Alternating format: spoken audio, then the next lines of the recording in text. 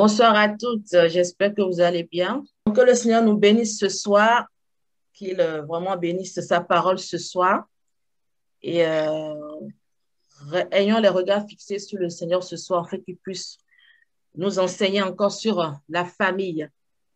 Et comme on le sait, on est en plein mois, on est pratiquement à la fin du mois de mars et ce mois a été déclaré le mois de la famille. Donc, du coup, tous nos enseignements tournent autour de ce thème. Et vendredi dernier, on a vu avec le pasteur Laetitia trois clés pour nous permettre de gagner qui vont nous aider à gagner notre famille à Christ. Et la troisième des clés était l'intercession, qui est vraiment une partie assez dense, euh, assez demandante, assez persévérante pour vraiment gagner la famille à Christ. Et juste pour rappel, le thème, en fait, actuellement, c'est vaincre les combats de ta famille et relever les défis de ta destinée. Et dans Actes 16, 31, on peut se rappeler que le Seigneur, ou Paul et Silas, disaient en fait aux geôliers, crois au Seigneur Jésus et tu seras sauvé, toi et ta famille. Et dans Luc 22, 32, on peut se rappeler également que Jésus parlait à Pierre et il lui disait, quand tu seras converti, affermis tes frères. Donc là, juste avec ces deux versets, en fait, on réalise encore une fois que le salut et l'affermissement des nôtres est de notre responsabilité, que c'est une véritable mission et que la Bible déclare dans Proverbe 29, 2 que quand les justes se multiplient, le peuple est dans la joie. Quand le méchant domine, le peuple gémit. Donc, plus les justes vont se multiplier dans nos familles, plus nos familles seront dans la joie et le royaume de Dieu va s'installer. Et comme on le sait, c'est quoi le royaume de Dieu? C'est juste la justice, la paix, la joie par le Saint-Esprit. Et nous savons que la justice, la paix, la joie, ce sont des éléments basiques qui sont très importants pour la vie en fait d'un être humain. Donc, imaginez que cela se répande davantage dans nos familles parce que Christ entre davantage. Une est sauvée, deux sont sauvées, trois sont sauvées, 10, 4, 50, 40, 80. La famille commence par être gagnée à Christ et la lumière va davantage la lumière de cette famille va davantage en fait se faire voir et cette famille pourra accomplir facilement ou du moins pourra accomplir de façon objective la mission que Dieu lui a confiée sur la terre. Ensuite, donc, nous ne devons pas nous considérer comme les seuls sauvés, comme pouvait le dire le pasteur Laetitia le vendredi dernier, et se dire que bon, nous, on est sauvés, c'est bon, le reste derrière, non, ce n'est pas le cas. Si on fait ça, nous, on ira certainement au ciel, mais il y a quelque chose qui va manquer, en fait. On aurait loupé notre mission. Et qui sait si, et qui sait si en loupant cette mission, le Seigneur, en fait, nous rejettera. Qu'est-ce qu'on en sait? On ne sait pas. C'est au jour du salut, au jour du retour de Jésus qu'on saura vraiment si tout ce qu'on a pensé bien fait, on l'a fait ou pas. Donc, autant se coller davantage à la parole et faire comme la parole nous dit de faire. Au moins, on saura qu'on a fait la volonté de Dieu parce que qu'est-ce que Jésus dira ce jour-là? Vous me direz, Seigneur, j'ai fait ci, j'ai fait ça pour toi. Qu'est-ce que Jésus dira? Je paraphrase, je ne vous connais pas. Ceux qui sont à moi sont ceux qui ont fait la volonté de mon Père. Et la volonté de son Père se trouve dans la Bible, en fait. Donc, à nous, en étudiant la Bible, de retrouver chacune de ses volontés et de les appliquer là où il demande de les appliquer. Et ce soir, on parle de sa volonté concernant nos familles. Et sa volonté, c'est que nos familles soient sauvées. Donc, nous devons identifier les différents points de mission qui existent au niveau de nos familles, nous équiper et travailler pour ça. Et par la grâce de Dieu, le pasteur Sosthène, le dimanche dernier, nous a présenté 7 points de combat dans nos familles. il a parlé de la conversion, la transformation, la guérison, la réclamation, la malédiction, l'oppression et la possession démoniaque. Et tous ces combats, c'est vraiment à nous de les mener comme il a su bien en fait nous l'expliquer au travers de son témoignage, de son exemple et tout. Et ce soir, nous, on va revenir sur le premier point qu'il a développé, d'ailleurs, la conversion, que le pasteur Laetitia a déjà abordé vendredi passé. Et comme je disais, on ira un peu plus en profondeur sur la partie de l'intercession. Parce que qui dit combat, dit en fait lutter, qui dit combat, en fait, dit les genoux à terre, qui dit combat, parle en fait de prière, d'intercession. Donc, le combat en fait de la conversion, on ne peut pas en fait le gagner juste par les actes qu'on va poser. Les actes qu'on va poser, c'est bien, comme a si bien dit le pasteur Laetitia, il faut toujours aimer en fait nos familles, il faut toujours les garder près de soi, il faut toujours leur présenter Christ comme elle a dit, il faut toujours en fait voilà, avoir le bon témoignage envers nos familles. Mais si on fait tout ça sans la prière, comme elle a dit, c'est un goût inachevé. Parce que n'oublions pas que le salut en fait d'une âme, en fait, c'est une guerre de royaume. Donc, autant nous, on veut les avoir dans le royaume de Dieu, autant le diable, en fait, veut les garder, en fait, sous son emprise, sur sa juridiction, si vous voulez. En tout cas, il veut les garder dans son camp. Donc, c'est une guerre, en fait, qu'on ne peut pas mener sans l'intercession. Donc, ce soir, on va de façon pratique parler de comment mener les combats de sa famille par la prière d'intercession.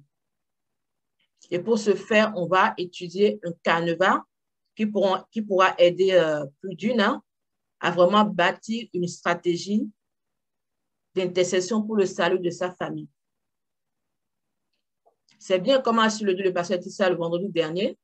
On prie, souvent on dit Seigneur, sauve l'âme, sauve notre frère, sauve notre soeur et tout, mais ça va au-delà de ça en fait. C'est un véritable combat, donc il faut se positionner en guerrier, avoir l'équipement qu'il faut, poser les actes qu'il faut, avoir la stratégie qu'il faut pour vraiment se tenir à ses portes et mener ce combat en fait. Prenez l'exemple en fait je sais pas, c'est des militaires policiers, en tout cas quelqu'un qui est dans l'armée et qui doit aller combattre, qui doit en fait remporter en fait une bataille et tout, et qui reste de l'autre côté où la bataille se mène et il dit seulement Seigneur, donne-le la victoire, donne-le la victoire, donne-le la victoire. Oui, donne-le la victoire, mais toi, tu fais quoi concrètement? C'est bien beau demander au Seigneur de donner la victoire, mais il faudrait que toi aussi tu aies une stratégie de combat, en fait.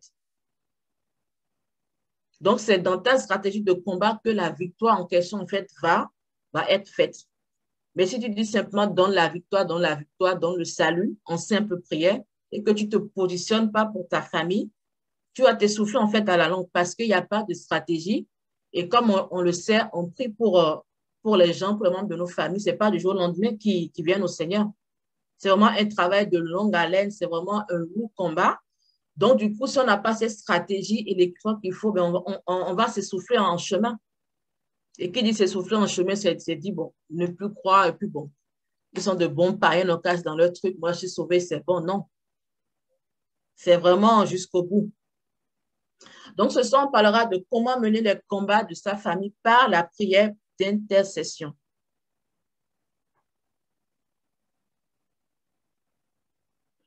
Et pour ce faire, je vais juste nous faire un petit rappel sur quelques notions en fait, de l'intercession parce que je vais en fait les utiliser dans le canevas.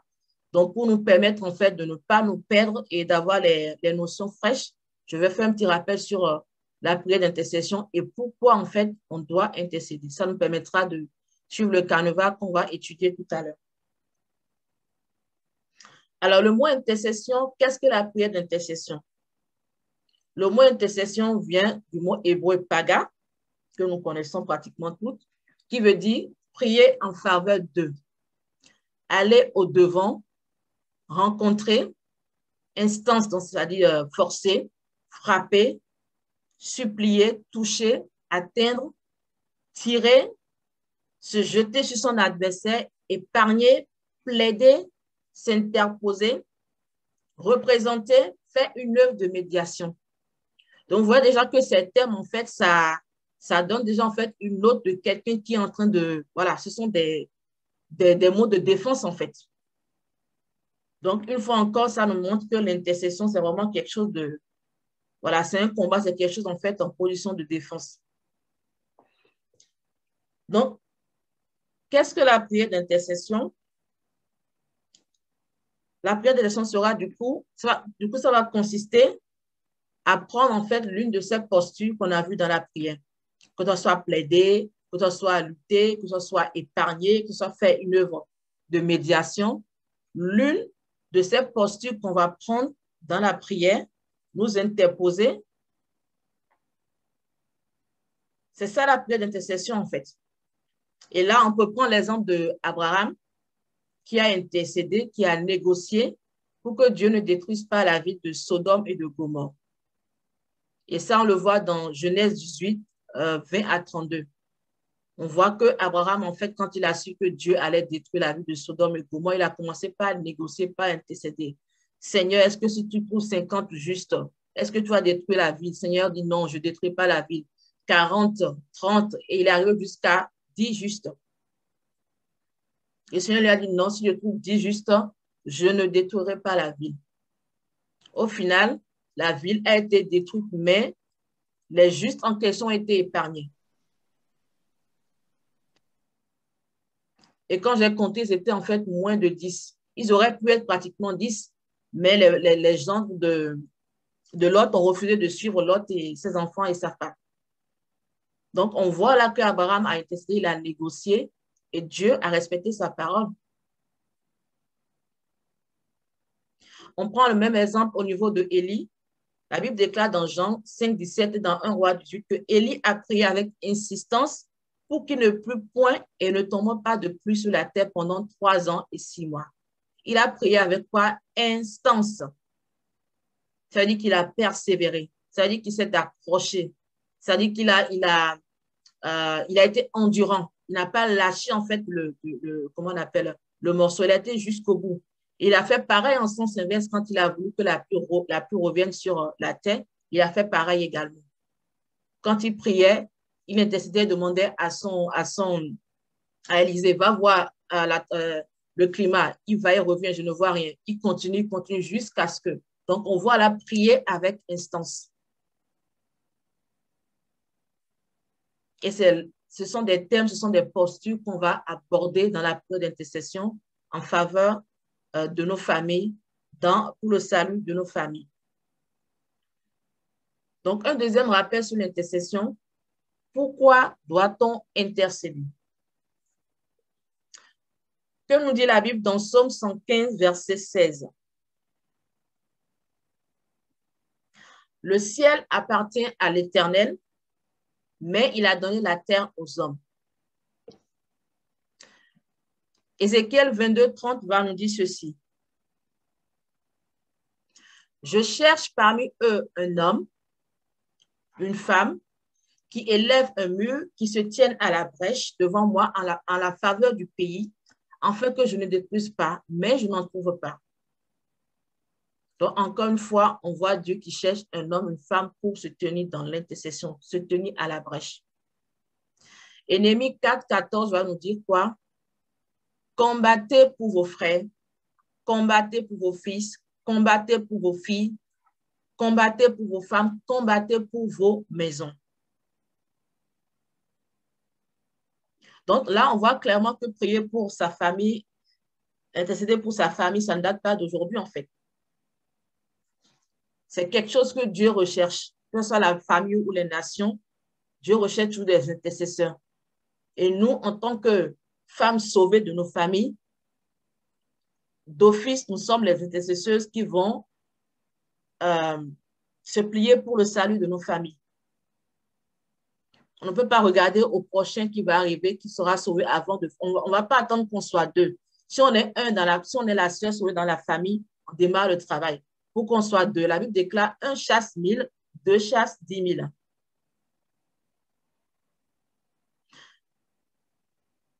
Donc, du coup, si on est seul, on fera un travail, mais plus on sera nombreux, comme on a vu tout à l'heure, le travail, en fait, va se multiplier et la famille va être davantage gagnée à Christ. Donc, pourquoi est-ce qu'on doit intercéder? Depuis toujours, par rapport à cette parole qu'on a vue, le ciel appartient à l'Éternel. Il a donné la terre aux hommes. Donc, Dieu, il a toujours choisi de travailler sur la terre avec des hommes et non indépendamment d'eux. Car c'est à l'homme qu'il a fait don de la terre. C'est à l'homme qu'il a donné autorité sur la terre. C'est à l'homme qu'il a donné la responsabilité de la terre. Donc, il ne peut pas y opérer, il ne peut y opérer sans notre accord ou en bravant notre autorité. Il a besoin de notre voix, de notre intercession pour agir. Donc, si on ne fait rien, rien ne se passera. Il a beau ouvrir la voie tant pour nous que pour les membres de nos familles. Si nous, en fait, on ne se met pas devant cette voie pour appeler les membres de nos familles, rien ne se passera. L'alliance sera ouverte, mais elles ne pourront pas rentrer là-dedans. Parce que nous qui sommes, en fait, les prémices, comme on a vu, et on a rappelé comme vendredi dernier, on ne fait pas, en fait, simplement ce qu'il faut. Et comme on a vu dans Néhémie, il nous exhorte à combattre. Combattre pour nos frères, nos fils, nos filles, nos époux, nos maisons, nos tantes, nos nièces, nos neveux, vraiment combattre pour chacun et les nommer, comme on a encore vu au culte le dimanche. Ou comme l'apôtre Paul a si bien le dit, je fais mention de vous dans mes prières. Et c'est ce à quoi Dieu nous appelle en tant que femmes sauvées. C'est la mission que Dieu nous donne auprès de nos familles. Donc, avant d'aborder en fait ce carnaval, on va voir les différents points sur lesquels il faut prier quand on intercède pour la conversion en fait, d'une âme ou des membres de nos familles. On va voir l'équipement que Dieu nous a donné pour mener nos combats familiaux. Quel est l'équipement que nous avons? Quel est l'équipement que nous avons? Donc, comme on a vu tout à l'heure, l'intercession, c'est vraiment un poste délicat. C'est un poste de combat, comme on a vu. Et ça nécessite de la veille, du discernement, de la persévérance, de l'énergie, du don de soi. Et c'est un poste où on fait des agréables rencontres avec Dieu. Par exemple, quand on va plaider pour quelqu'un, quand on va implorer Dieu pour quelqu'un et tout, on fera forcément d'agréables rencontres parce que Dieu va changer avec nous, en fait, sur ce point-là. Mais on fait aussi de moins agréables rencontres parce que quand on s'interpose au niveau de la famille, quand on va au-devant pour défendre, pour arracher une âme du main de l'ennemi, quand on va s'opposer aux dominations, aux esprits méchants, aux autorités de notre famille et tout, forcément, ça ne sera pas des rencontres agréables. C'est souvent des rencontres désagréables parce que il s'agit de combat, en fait. Alors qu'avec Dieu, cette rencontre, au niveau du fait de plaider, de supplier, d'appeler la grâce de Dieu et tout ça, c'est plutôt de douces rencontres, en fait. Donc, il faut se préparer, se dire que je vais intercéder pour ma famille. Et voilà ce que ça représente. Mais cela ne doit pas nous faire peur parce qu'on a un équipement qui nous est accordé. Et ces équipements, c'est quoi? Le premier équipement, c'est les armes spirituelles. La Bible déclare dans Éphésiens 6, Éphésiens 6, versets 13 à 17. C'est pourquoi prenez toutes les armes de Dieu afin de pouvoir résister dans le mauvais jour et tenir ferme après avoir tout surmonté. Tenez donc ferme. Ayez à vos reins la vérité pour ceinture. Revêtez la cuirasse de la justice. Mettez pour chaussure à vos pieds le zèle que donne l'évangile de paix. Prenez par-dessus tout cela le bouclier de la foi avec lequel vous pourrez éteindre tous les traits enflammés de l'ennemi. Prenez aussi le casque du salut et l'épée de l'esprit qui est la parole de Dieu. Les armes nommées ici, on voit qu'il y a la vérité, il y a la justice, il y a le zèle, il y a la foi et la parole de Dieu. Que nous sert en fait chacune de ces âmes. Vivre dans la vérité et la justice permet à ce que l'ennemi ne trouve pas de faille dans notre combat. La Bible déclare dans Jean 14, 30, c'est Jésus qui parle, il dit, « Le prince de ce monde vient, il n'a rien en moi. » Donc, ça veut dire que si je veux me positionner en tant qu'intercesseur pour ma famille, je dois vivre dans la vérité et la justice. Je dois travailler à ma consécration. Je dois travailler à mon affermissement. La Bible déclare que le peuple périt, manque de connaissances. Donc, il faut que je sois un temps soit peu affermi sur les bases de la vie, de la parole de Dieu. Pour ne pas combattre n'importe comment combattre de l'air et après me faire avoir et c'est plutôt moi qu'on combattra. Parce que je ne me suis pas saisi des armes en fait qu'il faut, je ne me suis pas positionné comme il faut. Parce qu'il y a une faille en fait dans ma vie. Donc mon témoignage en fait, je dois marcher dans la vérité, je dois marcher dans la justice. Mon témoignage doit être exemplaire devant tous et également à l'absence de tous.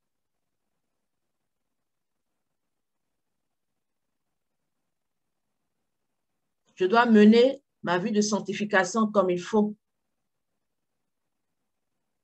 pour ne pas donner à l'ennemi le bâton pour me taper. Parce que comme on le verra tout à l'heure, il y a les dominations qu'il faut affronter parfois et très souvent. Si je ne vis pas dans la vérité, ils vont vite faire de m'avoir en fait.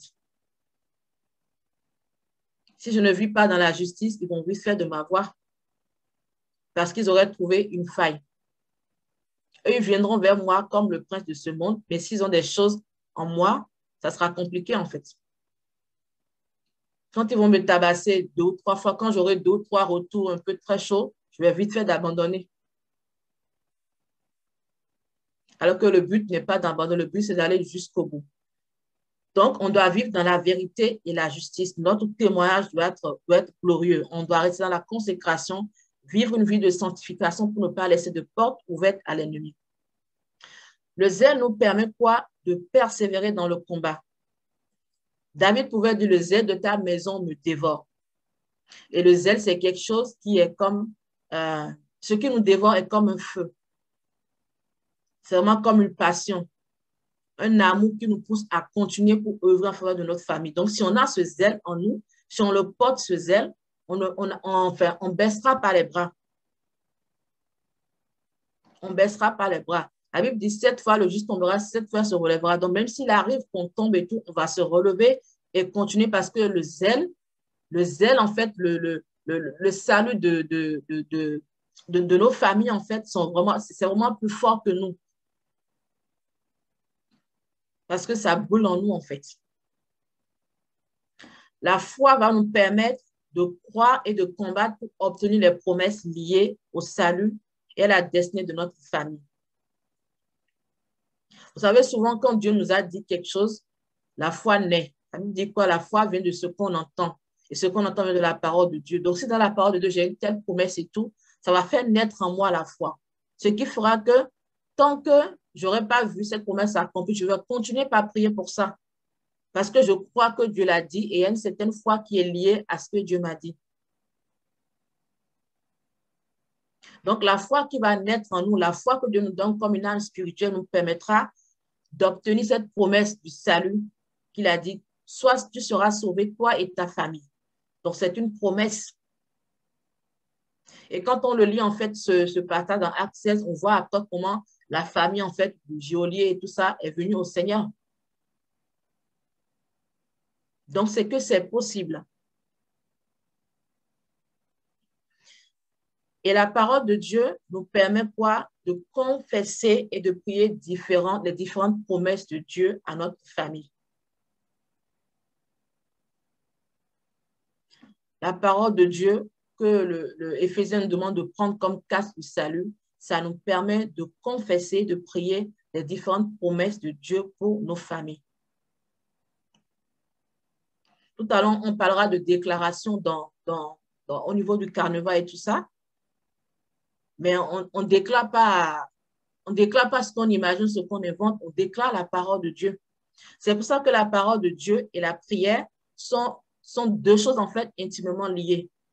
Pourquoi? Parce que quand on prie, Dieu en fait, il ne répond qu'à sa parole.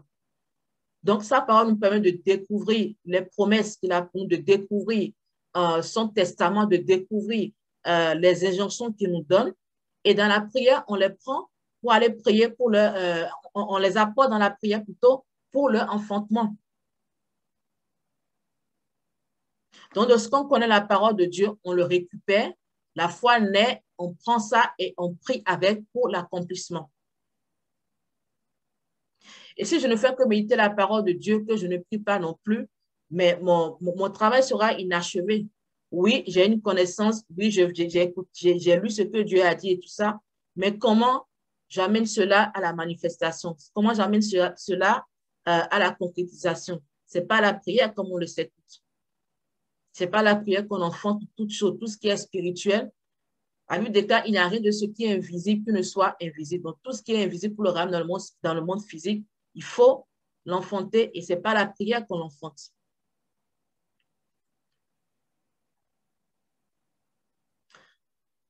Donc, ça, c'était le premier équipement qu'on a, les armes spirituelles que j'ai essayé de décortiquer un peu pour qu'on puisse bien comprendre. Deuxième équipement qu'on a pour les combats, la prière d'intercession, c'est le Saint-Esprit. Et la Bible me dira dans Acte 1, verset 8, « Mais vous recevrez une puissance, le Saint-Esprit survenant sur vous, et vous serez mes témoins à Jérusalem, dans toute la Judée, dans toute la Samarie, et jusqu'aux extrémités de la terre. » Et Luc 14, 18 va nous dire quoi? « L'Esprit du Seigneur est sur moi parce qu'il m'a oint pour annoncer une bonne nouvelle aux pauvres. Il m'a envoyé pour guérir ceux qui ont le cœur brisé, pour proclamer aux captifs la délivrance et aux aveugles le recouvrement de la vue, pour renvoyer libres les opprimés, pour publier une année grâce du Seigneur. » Et là, on voit ce sont des choses dont nos familles ont besoin. Et ça, on ne peut pas l'obtenir sans l'équipement du Saint-Esprit. Donc, le Saint-Esprit et sa puissance nous sont donnés pour être le témoin dans nos familles. Et c'est le même Saint-Esprit qui nous donne également le mandat de guérir, de proclamer. Comme de la Bible, l'Esprit du Seigneur est sur moi. C'est Jésus qui parlait, mais c'est valable pour nous. Puisqu'on ne fait que suivre l'exemple qu'il nous a donné. Donc, le Saint-Esprit qui est sur nous, en nous, nous donne ce mandat de guérir les membres de nos familles, de proclamer de proclamer la délivrance aux captifs de nos familles. Que les aveugles recouvrent la vue spirituellement comme physiquement. Que les opprimés soient rendus libres et qu'il y ait une année de grâce dans nos familles.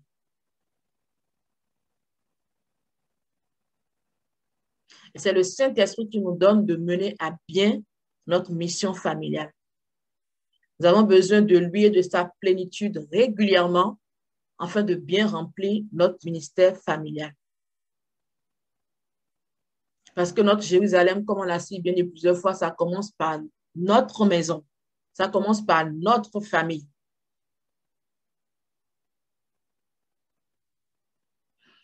Équipement numéro 3 que nous avons, c'est l'autorité divine. L'autorité divine. Matthieu 16, 19 nous dit ceci. « Je te donnerai les clés du royaume des cieux. Ce que tu liras sur la terre aura été lié dans le ciel. Et ce que tu délieras sur la terre aura été délié dans le ciel, au ciel. » Jérémie 1, 10. « Vois, aujourd'hui, je te confie une responsabilité envers les nations et les royaumes, celle d'arracher et de démolir, de faire disparaître et de détruire, de construire et de planter. » C'est à toi que Dieu est en train de donner cette autorité. C'est à toi qu'il l'a donnée pour ta famille. Et Luc 10 viendra compléter pour nous dire ceci. « Voici, je vous ai donné le pouvoir de marcher sur les serpents et les scorpions et sur toute la puissance de l'ennemi et rien ne pourra vous nuire. Donc, au travers de ces 3 versets, déjà, on voit que nous avons l'autorité et le mandat de lier, de délier, d'arracher, de démolir, de faire disparaître, de détruire, de construire, de planter, de marcher sur la puissance de l'ennemi. Et c'est avec ce mandat que nous menons, ce positionnement que nous menons les combats de nos familles. Là où il y a besoin de délier, on va délier. Là où il y a besoin de détruire, de construire, de planter, on va le faire. Parce qu'on a l'autorité pour, c'est le mandat qui nous a été donné. Raison pour laquelle, une fois, il faut demeurer vraiment sous l'autorité du Saint-Esprit, ne pas laisser de porte ouverte pour que notre mission, pour que notre manteau ne soit pas entaché. Si notre manteau est entaché, c'est compliqué par la suite de pouvoir mener certaines actions dans nos familles, ce qui fait que on est limité. Et comme on est limité, ce qui doit se faire ne se fait pas. L'intercession n'est pas proprement faite et ça tarde, ça tarde, ça tarde. 4e équipement que nous avons, c'est la louange. La Bible déclare dans Actes 16, 25 que vers le milieu de la nuit, Paul et Silas priaient et chantaient des louanges de Dieu. Et les prisonniers les entendaient.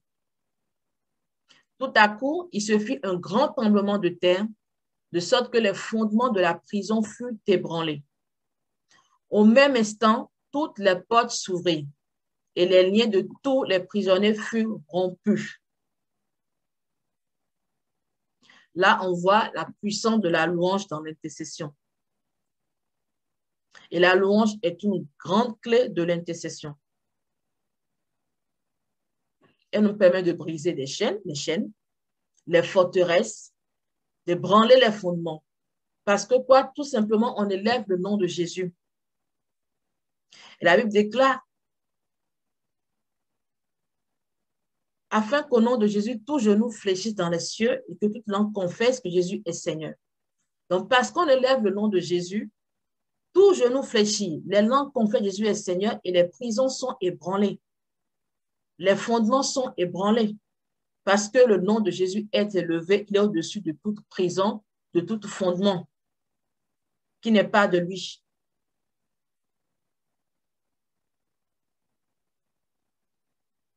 Donc là, on voit qu'on a 4 équipements, les armes spirituelles dont on a parlé dans Éphésiens 6, le Saint-Esprit et sa puissance, bien sûr, le mandat et l'autorité, et la louange sont vraiment les équipements de taille que Dieu nous a donnés pour œuvrer dans nos combats d'intercession, pour œuvrer dans la prière d'intercession en faveur de nos familles ou en faveur de quiconque, mais ce soir, on est dans le cadre des familles. Mais ce sont des équipements pour l'intercession. Les arts spirituels, le Saint-Esprit, l'autorité, la louange.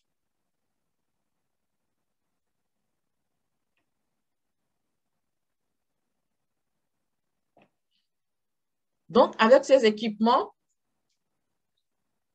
on pourra se positionner et mener le combat de la conversion de nos familles. Donc là, je vais rapidement, en fait, nous dérouler 10 points clés rapidement,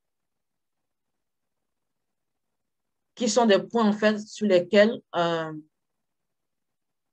devrait aborder dans la prière d'intercession. Donc déjà, la première clé, c'est quoi quand on veut mener un combat de conversion? C'est-à-dire se munir de nos équipements pour combattre. Comme on dit, un cultivateur ne va pas au champ sans sa houe et quelqu'un qui est dans l'armée ne va pas non plus à la guerre sans son équipement. Et comme on l'a si bien vu dans Éphésiens 6, il y a tout un équipement à mettre, le casque, le salut, tout ce que vous voulez. Et puisque le combat de la conversion, on le disait tantôt, c'est un combat lourd et long. Ça nécessite de la persévérance, comme je l'ai dit tantôt en début du message.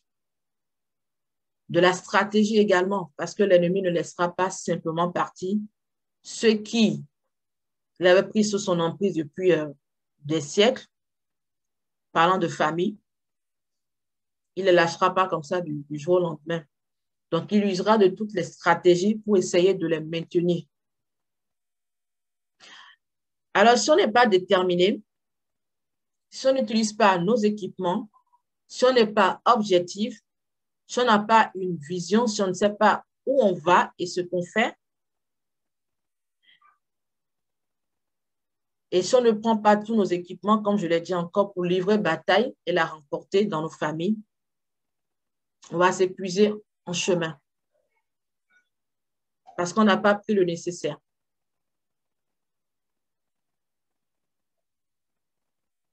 On va s'épuiser en chemin parce qu'on n'a pas pris le nécessaire. Donc, il faut s'assurer d'être en phase avec toute notre armure et nous positionner. Nous positionner comme on l'a vu dans Ézéchiel 22:30, nous positionner pour nos familles, être à la brèche pour nos familles. Et comme on a vu dans Néhémie 4:14, combattre pour nos familles. Il faut s'assurer qu'on a bien son armure pour mener un combat efficace et victorieux.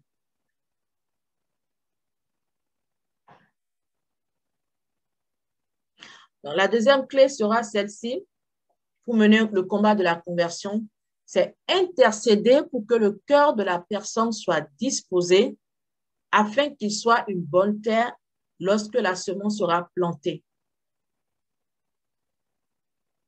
Marc 4:8 nous dit ceci, parlant des semences de la parole. Une autre partie tomba dans la bonne terre et donna du fruit qui montait et croissait. Et elle rapporta 30, 60 et 100 pour un. Ici, on parle de bonne terre. Nous devons intercéder. Nous devons plaider en faveur de la personne pour que son cœur soit disposé. Qu'il y ait une soif préalable, que la parole de l'Évangile tombe dans une bonne terre et qu'elle porte du fruit, celui de la conversion. Ça, c'est la deuxième clé du carnivore que je suis en train de vous décrire. Clé numéro 3, intercéder pour que l'ennemi ne puisse voler la semence de vérité et que rien d'autre ne vienne la détruire dans la vie de la personne. Et là, on peut se baser sur Marc 4:15 qui nous dit ceci. Les uns sont sur le long chemin où la parole est semée. Quand ils l'ont entendu, aussitôt Satan vient et enlève la parole qui a été semée en eux. Donc, il veille. Et comme dit la Bible, il rôde comme un lion rugissant, cherchant qui dévorer. Donc, quand les gens écoutent la parole, les gens reçoivent la parole, il est là, juste à côté, pour trouver l'occasion de voler ce qui a été semé dans leur cœur. Et c'est à nous de nous interposer dans la prière, dans l'intercession concernant cela. S'interposer entre l'ennemi et la personne pour qu'il ne vienne pas voler ce qui a été ou ce qui est en train d'être planté dans sa vie. Vous savez que vous êtes en train de faire un travail au niveau de votre famille, que vous présentez Christ aux membres de votre famille, etc. Tout ça, ça c'est un point à aborder dans l'intercession. S'interposer en fait que la parole que la personne reçoit. Que, enfin, c'est pas si vous lui envoyez des méditations ou si vous lui avez donné une Bible ou si voilà, vous envoyez des frères, vous n'êtes peut-être pas à côté de lui, que vous envoyez des frères et des sœurs qui habitent peut-être la même zone que lui parler de Christ, peut-être voilà, l'évangile et tout ça. Vous, dans la prière, dans l'intercession, il faut vous interposer. Il faut en fait visualiser un peu la scène en fait et dire non, Satan, tu ne viens pas voler la semence qui a été plantée dans le cœur de mon frère, de ma soeur, de ma mère, de ma tante. Tu ne viens pas voler. Et vous positionnez. Allez au-devant. Comme j'ai dit tout à l'heure, en fait, dans la direction de l'intercession, vous positionnez devant et faites barrière à l'ennemi pour sécuriser la semence dans la vie de la personne. Très important. S'interposer.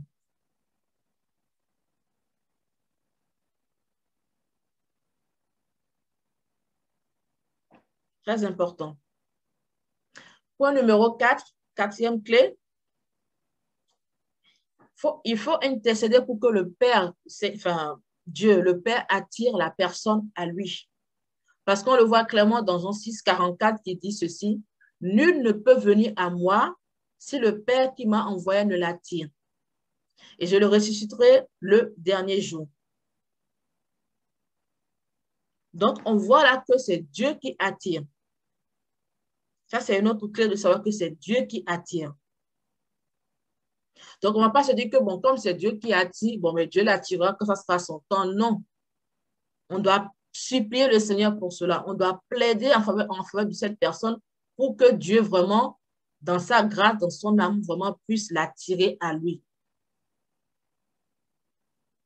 C'est un tour la conversion de quelqu'un. C'est des étapes, en fait. Ça relève d'un miracle, mais c'est tout un processus. Donc, nous devons supplier le Seigneur, plaider en faveur de la personne pour que le Seigneur l'attire à lui. Et pour cela, nous devons donner l'autorisation au Seigneur, comme on a vu, d'attirer cette personne de notre famille à lui, afin que lui puisse agir à son tour. On a dit que les cieux sont les cieux de l'Éternel et la terre l'a donné aux hommes. Il ne peut pas agir sans notre autorisation. Notre famille, c'est notre famille. Donc, c'est à lui. De la même manière que les ancêtres, les aïeux ont fait des trucs assez bizarres, qu'ils ont donné la famille au Dieu qu'ils pensaient en fait adorer et tout cela, dans les pratiques et tout. De cette même manière, toi, tu renverses la tendance et tu donnes ta famille à Dieu. Tu donnes ta famille à Dieu pour que Dieu puisse avoir l'autorisation d'agir dans leur vie, chacun à son tour.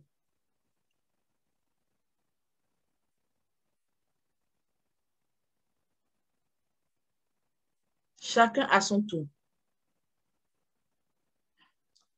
Clé numéro 5, nous devons intercéder pour que les dominations, j'en parlais tout à l'heure, les autorités, les esprits méchants, le prince des ténèbres qui contrôle la vie de la personne ou des membres de nos familles lâchent prise. Et on le voit dans Éphésiens 6, 12, qui dit ceci, car nous n'avons pas à lutter contre la chair et le sang, mais contre les dominations, contre les autorités, contre les princes de ce monde de ténèbres, contre les esprits méchants dans les lieux célestes. Et nous sommes conscients et nous le savons qu'il y a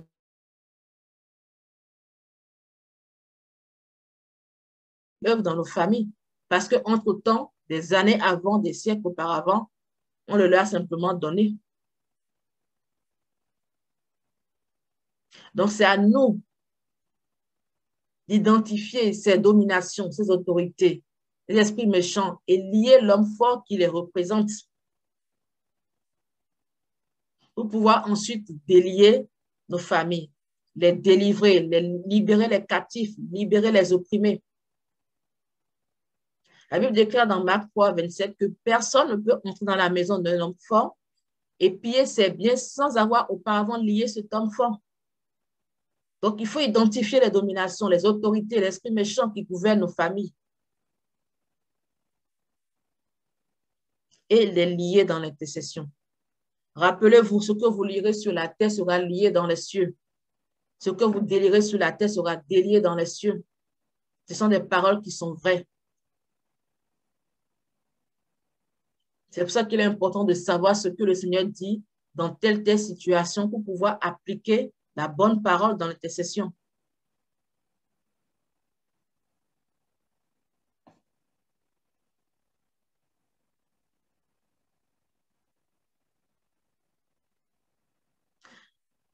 Sixième clé d'intercession, intercéder pour que les raisonnements, les hauteurs qui s'élèvent contre la connaissance de Dieu dans la vie de la personne soient détruits. Les raisonnements. Oh là là, les raisonnements. La Bible déclare dans 2 Corinthiens 10, 4 à 5 que les armes avec lesquelles nous combattons ne sont pas charnelles, mais elles sont puissantes par la vertu de Dieu pour renverser les forteresses. Et le verset 5 dit, nous renversons les raisonnements et toute hauteur qui s'élève contre la connaissance de Dieu et nous amenons toute pensée captive à l'obéissance de Christ.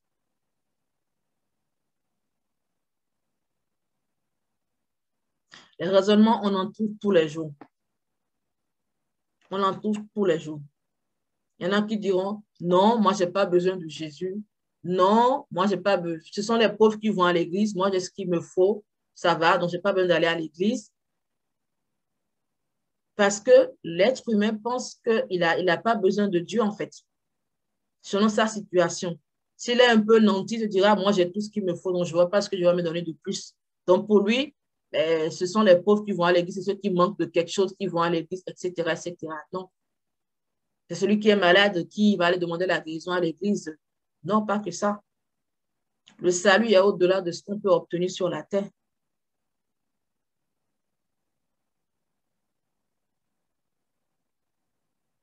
On vit cette le royaume de Dieu avec les bénédictions que le Seigneur a pour nous, les promesses qu'il a pour nous. On commence par les vivre sur la terre, mais le but final, c'est notre salut au dernier jour. Donc, il y en a comme ça, ils sont remplis à la racine de l'orgueil, en fait, d'autosuffisance, qui pensent que Dieu et moi, j'en ai pas besoin, j'ai tout ce qu'il me faut, j'ai mon travail, j'ai ma maison, je suis cela. Voilà, je suis en bonne santé, donc je ne vois pas en quoi Jésus dont tu me parles, qu'est-ce qu'il va faire dans ma vie, j'ai déjà tout. Donc, il faut arracher, comme dit la Bible, et comme on a vu dans le mot d'intercession, faire disparaître les forteresses. Détruire, démolir, c'est le mandat, ça, c'est de détruire, de démolir. Toutes les forteresses, les raisonnements qui viennent s'opposer à la rencontre et à l'acceptation de la parole de Dieu dans la vie de la personne.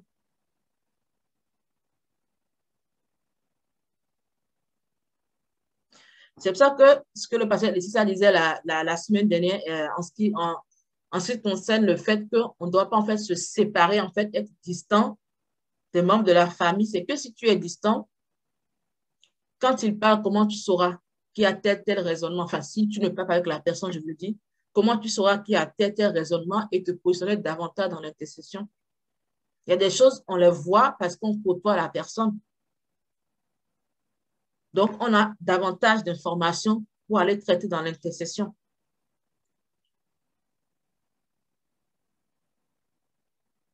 Donc, arracher la racine de l'orgueil du cœur de la personne.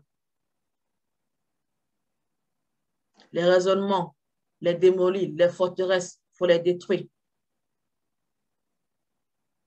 Les forteresses, parfois, c'est un système de pensée. En Europe, voilà, l'Europe, elle est cartésienne, donc voilà, c'est une histoire de science. On te demandera comment le fait que Dieu n'existe pas. Bon, enfin, le Dieu en question, il a fait comment pour exister, c'est qui l'a créé, mais comment? Comment tu peux expliquer ça? Dieu, personne n'a créé Dieu. Dieu, il est Dieu, point final. On ne peut pas savoir c'est qui son père, c'est qui sa mère. Comment se fait que bon, quelqu'un s'est levé un jour pour dire qu'il est Dieu, puis veut qu'on vienne à lui? Ça ne s'explique pas. Mais c'est l'esprit cartésien qui veut comprendre que bon, votre histoire que vous racontez là, c'est comment et tout. Il faut que vous le démontrez par A plus B. Ce sont des forteresses qu'il faut détruire, des raisonnements qu'il faut abattre. Et la septième clé,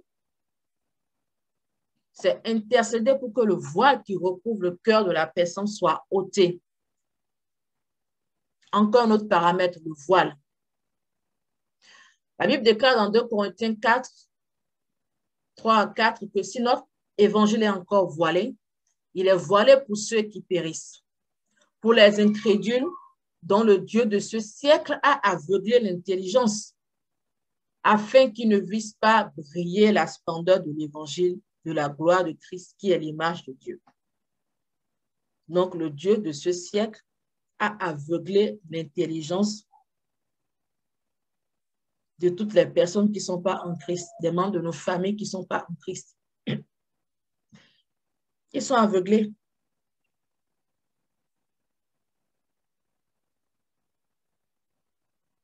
Ils sont aveuglés. C'est la raison pour laquelle, quand on leur parle en fait du Seigneur, parfois, ben, ils comprennent en fait rien de ce qu'on dit au-delà des forteresses. Ils sont aveuglés. Ils comprennent rien. Ils vont trouver que vous en faites trop, vous compliquez trop la vie aux gens, vous intellisez trop de trucs et tout, parce que ben, il y a ce voile qui recouvre leur cœur en fait. Leur intelligence aussi est obscurcie, est voilée.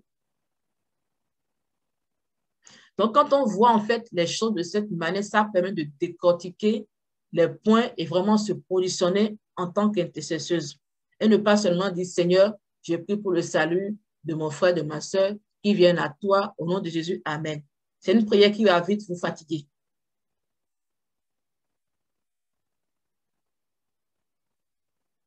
Alors que quand vous êtes en position de combat, plus vous combattez pour quelqu'un, plus en fait cette passion se développe. Vous vous dites non. Au point où j'en suis arrivé là, mais il faut que j'aille jusqu'au bout. Ça devient comme passionnant en fait. Parce que vous savez que ce que Dieu veut, c'est son salut.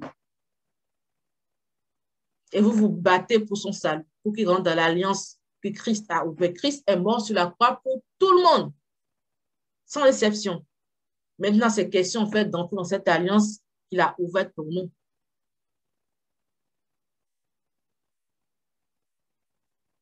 Donc, ils sont voilés, l'évangile ne les atteint pas. Donc, en tant qu'intercesseuse, qu'est-ce qu'on fait dans ce sens-là? On doit arracher, on doit démolir. C'est ce qu'on doit faire en production en cet instant-là, c'est arracher, démolir. Imaginez-vous en train de déchirer le voile, je ne sais pas, mais voilà, imaginez-vous déchirer ce voile, le démolir, ôter ce voile de leur cœur, en fait. Et après, quand vous avez fait ça, après, vous bombardez en priant en langue, le Saint-Esprit va prendre le relais. La Bible dit clairement, ne savons pas ce qui convient de moi dans nos prières, mais le Saint-Esprit nous aide, pas des soupirs inespérables. Donc, même avec tous les points qu'on a en train de citer, vous commencez par faire en fait ce qu'on a dit et ensuite, vous continuez par prendre le Saint-Esprit va prendre le relais. Parce que lui, voilà, ils sont de tout.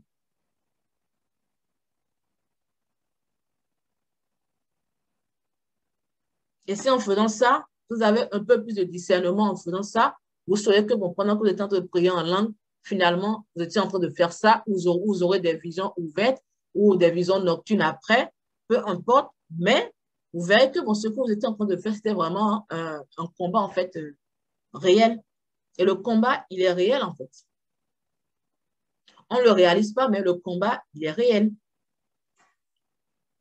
Et tu le réalises davantage que quand tu es en train de combattre comme ça, tes yeux s'ouvrent, ou après avoir combattu, tu t'endors et tu fais un son où tu vois exactement des choses en fait qui sont en train de se passer. Et tu te rends compte que, ah mais en fait, c'est ce qui se passait il y a quelques heures quand je suis en train de prier en fait.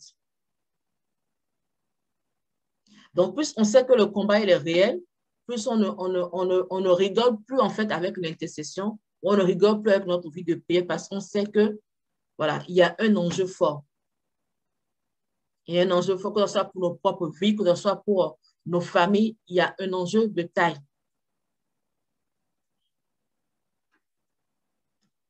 Huitième clé,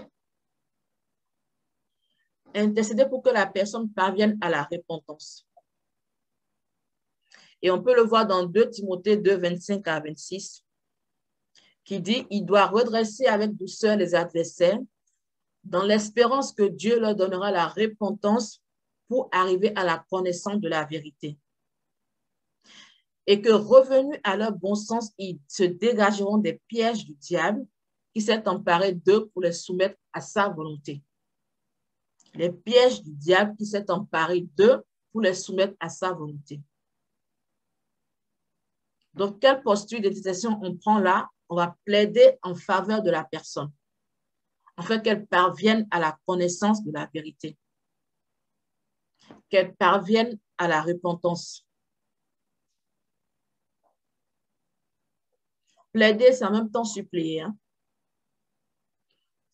Et ça, on plaide en faveur de quelqu'un auprès de Dieu. On n'est pas en combat avec Dieu. Avec lui, on plaide, on négocie, on supplie. C'est de l'autre côté, quand sont les dominations, là, on combat, on fait ce qu'il faut faire, déchirer, démolir, détruire, abattre. Donc, vous voyez, selon chaque clé, selon chaque sujet, en fait, il y a une certaine posture à prendre. Donc, nous devons plaider en faveur de cette personne pour qu'elle revienne au bon sens initial que Dieu a prévu pour elle, c'est de lui appartenir et de le servir. C'est le plan initial de Dieu. Il a créé l'homme pour servir à la gloire, à sa gloire et à la louange de son nom. Donc, il faut que l'être humain revienne à ce sens initial.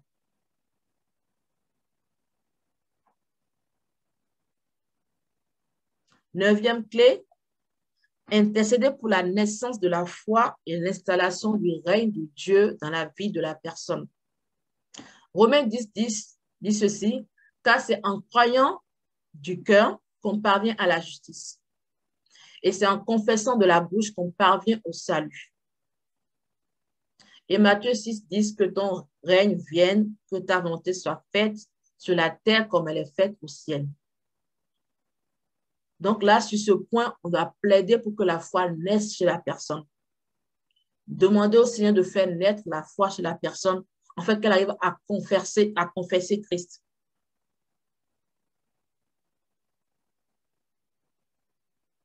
C'est bien que la foi naisse, mais il faut que la personne arrive à confesser Christ. Parce que confesser Christ aussi est une autre étape de délivrance, en fait, dans son processus.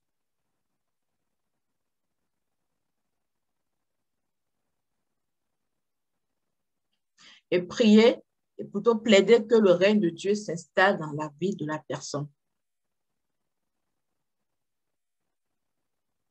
Et là, on proclame et on appelle le règne de Dieu dans la vie de la personne. On déclare la parole de Dieu. On construit des choses dans sa vie. On plante la parole de Dieu dans sa vie. On fait des déclarations prophétiques sur la vie de la personne. On déclare sa conversion. On parle à l'âme de la personne. On proclame la parole de Dieu sur sa vie.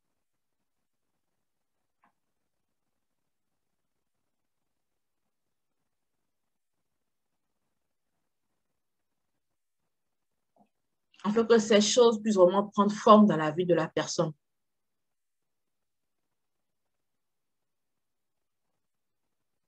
Autant quand on proclame, comme la Bible nous le dit, où on le voit dans la Bible, malédiction, c'est mal dire. Bénédiction, c'est bien dire. Donc, là où il y a la malédiction, c'est à nous de proclamer la bénédiction dans la vie de la personne. Et cette bénédiction commence par quoi? C'est par son salut. Donc, proclamons sa conversion, déclarons sa conversion. Et si jamais, par grâce, le Seigneur, en fait, nous montre que cette personne est appelée à ci, à ça, parce que parfois, il y a des gens de nos familles, ils ne sont pas encore convertis, mais enfin, le Seigneur peut nous faire la grâce, en fait, de découvrir l'appel qu'il y a sur leur vie. Parce que même parfois, dans les échanges qu'on a avec eux et tout ça, tu vas voir que c'est quelqu'un, en fait, bon, qui aime bien l'Église, mais bon, sans plus et tout. Il y en a parfois que la personne, en fait, va avoir une mentalité et puis tu sens vraiment un leader en lui, tu sens que celui-là, vraiment, c'est vraiment un pasteur par appel, ou celui-là, vraiment, ça va être vraiment la manière dont il défend, en fait, les causes. Mais le jour où il connaîtra Christ, celui-là, il va défendre les causes du royaume, mais comme pas possible. Donc, des gens comme ça, en fait, quand on entrevoit leur appel et tout ça, il faut également proclamer, déclarer, en fait, ce par quoi, comment les seigneurs, en fait, les appellent. Il faut que ces choses prennent vie ou prennent forme dans leur vie. Et la 10e clé est celle-ci, louer Dieu pour les personnes pour qui vous intercédez. Et comme on l'a vu tout à l'heure dans Actes 16, 25, Paul et Silas, ils ont prié, donc vous avez intercédé, ils ont chanté des louanges, vous aussi chantez des louanges. Pour que les prisonniers de vos familles entendent. Qu'il se fasse un grand tremblement de terre et que les fondements des prisons familiales soient ébranlés. Que les portes s'ouvrent et que les liens des prisonniers se rompent. C'est ce qui s'est passé dans Actes 16, verset 25. Cela peut également se passer dans nos familles. La louange, c'est une puissance qui ébranle les fondements. Donc, louons Dieu pour les personnes pour qui nous prions dans nos familles. Louons Dieu dans notre stratégie. Louons Dieu. Élevons le nom de Jésus, comme je l'ai dit tantôt. Louer Dieu, c'est élever le nom de Jésus. Donc, élevez le nom de Jésus. Il y a un chant qui dit souvent, nous élevons le nom de Jésus au-dessus de tout esprit méchant. Oui, il faut élever le nom de Jésus au-dessus de tout esprit méchant qui traîne dans vos familles. Afin que les captifs soient délivrés, que les opprimés soient libérés. Que ça ne reste pas que des paroles qu'on lit dans la Bible, puis on dit non, ça c'était pour Jésus, c'est celui, c'est lui qui a reçu l'Esprit du Seigneur. Ce que Jésus a reçu, c'est également pour nous. C'est notre héritage. Donc, notre héritage, on en jouit. On en jouit. Quand un parent nous laisse l'héritage, on ne dit pas que bon, là, c'était l'héritage, c'était la maison du papa. Bon, il m'a laissé ça, mais bon, c'est sa maison, elle n'est plus là, mais bon, moi, sa maison ne m'intéresse pas. C'est ton héritage. Du moment où c'est ton héritage, si tu ne veux pas habiter dans la maison, en tout cas, c'est ton héritage à toi. T'en fais ce que tu veux si tu ne veux pas habiter. Si tu veux, tu vends la maison. Mais tu ne laisses pas un héritage juste comme ça à rien faire avec. Donc, on a un héritage en Christ qui se traduit au travers de tout ce qu'il nous dit dans la Bible, au travers de tout ce qu'il peut nous dire sur nos familles, etc., etc. C'est à nous de posséder ces héritages-là, de nous les approprier et de les faire vivre pour nos familles également. De les faire vivre pour nos familles. Ne restons pas seulement Alléluia, Amen, et puis bon, la vie suit son cours. Non. Pensons à nos familles, mettons des stratégies en place pour eux. Même s'ils ne sont pas à côté de nous, il n'y a pas de limite dans le monde spirituel, il n'y a pas de distance dans le monde spirituel. Mettons en place des stratégies pour elles. Et combattons le bon combat de la foi pour les membres de nos familles. La Bible nous dira que nous sommes, dans Matthieu 5,15, que nous sommes le sel de la terre et la lumière du monde. Mais si le sel perd sa saveur, avec quoi la lui rendra-t-on?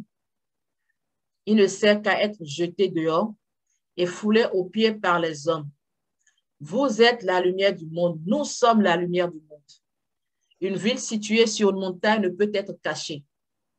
Et on n'allume pas une lampe pour la mettre sous le boisseau, mais on la met sur le chandelier et elle éclaire tous ceux qui sont dans la maison. Que votre lumière luise devant les hommes, afin qu'ils voient vos bonnes œuvres, votre témoignage, je complète, et qu'ils glorifient votre Père qui est dans les cieux. Le sel de la terre que nous sommes, la lumière du monde que nous sommes, ça commence par nos familles. Rappelez-vous que Jésus a dit à Pierre, c'est valable pour nous, quand tu seras converti, affermis tes frères.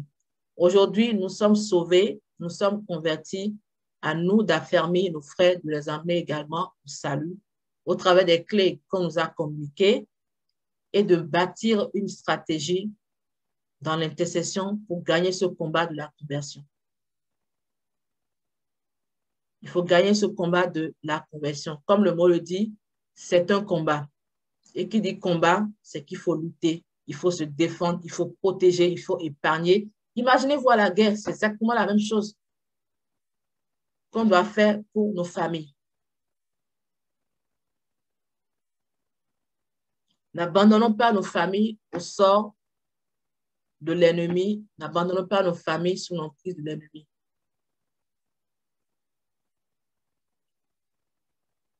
Également, pour finir, je vais vous encourager à faire alliance avec Dieu pour vos familles.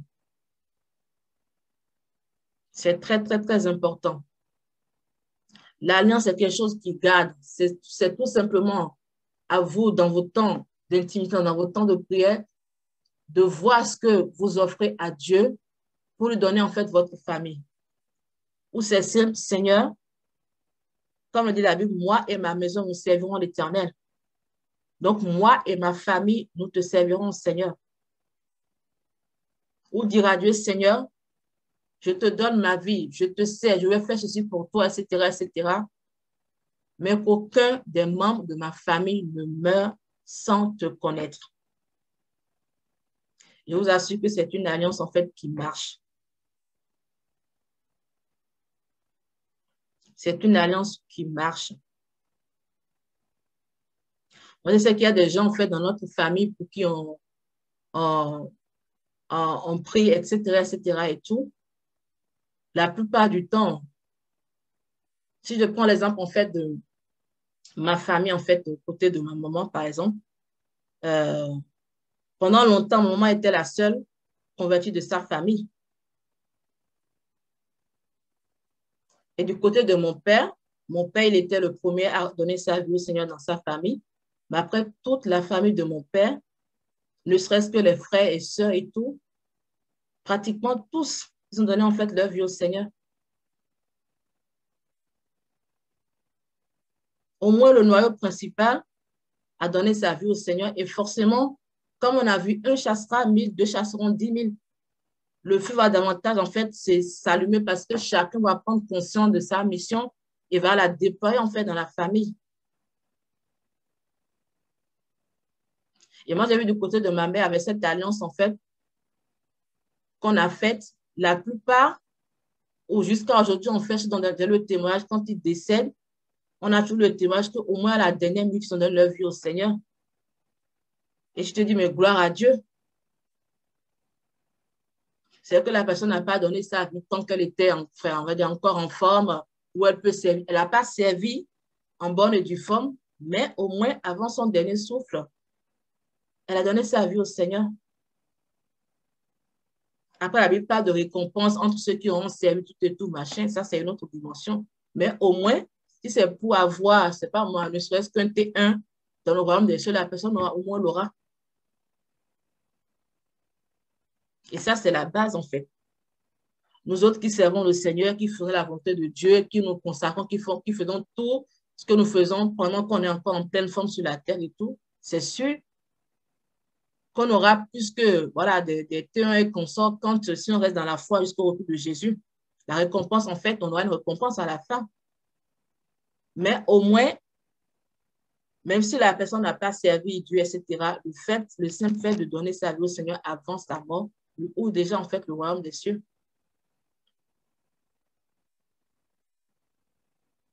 Et moi, c'est une alliance, en fait, que j'ai faite avec le Seigneur. Et je vois, même quand les personnes ne donnent pas leur vie au Seigneur, ils font leur vie, tout et tout. Quand tu entends le témoignage après de ceux qu'on t'informe, le décès et tout ça, on te dit, ah, mais finalement, quand même, il a donné sa vie au Seigneur, on est parti. Je dis que, bon, gloire à Dieu, l'alliance fonctionne, l'alliance travaille. Même si on souhaite qu'il les donne plutôt pour vraiment aussi servir le Seigneur et tout. Mais au moins, la personne a donné sa vie au Seigneur. Donc, encore une fois, raison de plus pour que nous soyons bien positionnés. Si on ne bâtit pas, nous, notre vie en Christ comme cela se doit, on aura du mal à emmener les autres. Parce que les autres aussi nous voient faire. Ils voient notre témoignage.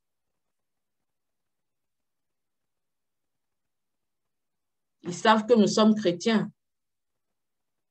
Mais nos témoignages dans la famille, c'est tout le contraire. Comment voulez-vous qu'ils viennent au Seigneur? Notre lumière doit luire chez les nôtres. Pas seulement à l'église, pas seulement avec les frères et sœurs de l'église, mais chez les nôtres.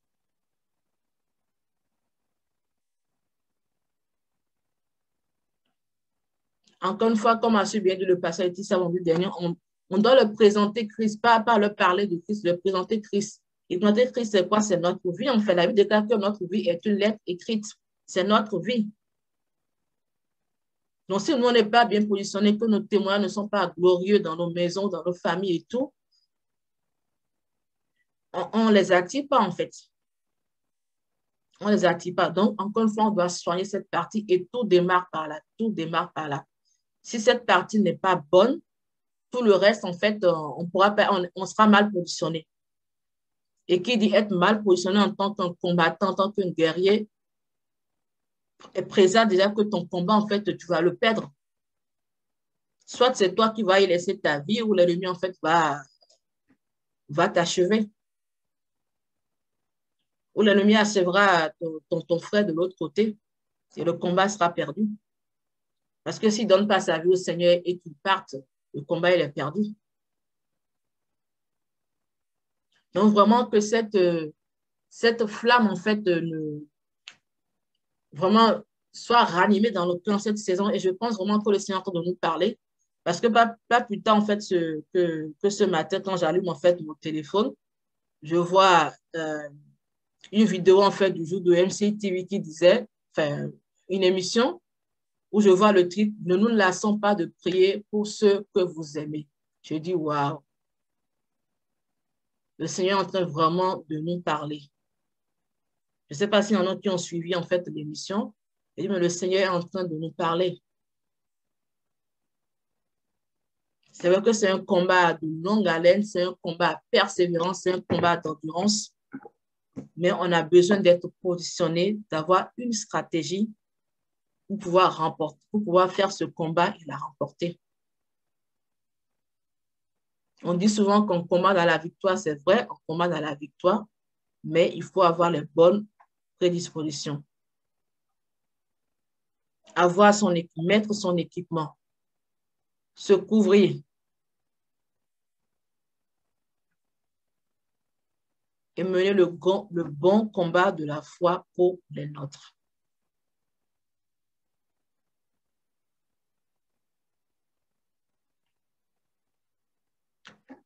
Ce soir, j'aimerais que nous prions. Nous prions pour que chacun peut juste pour sa part, selon ce qu'elle a écouté ce soir. Peut-être qu'il y a une partie qu'elle fait mal déjà, peut-être qu'elle-même, elle est mal positionnée en tant que chrétienne. Donc, l'intercession, elle ne pourra pas mieux se positionner. Simplement, élève ta voix là où tu es ce soir et répands-toi simplement devant le Seigneur et demande sa grâce pour vraiment mettre ta vie comme il faut, pour être l'intercesseur qu'il faut pour ta famille, parce que oui, ta famille a besoin de toi. Ta famille a besoin de toi. C'est toi la porte d'entrée de ta famille.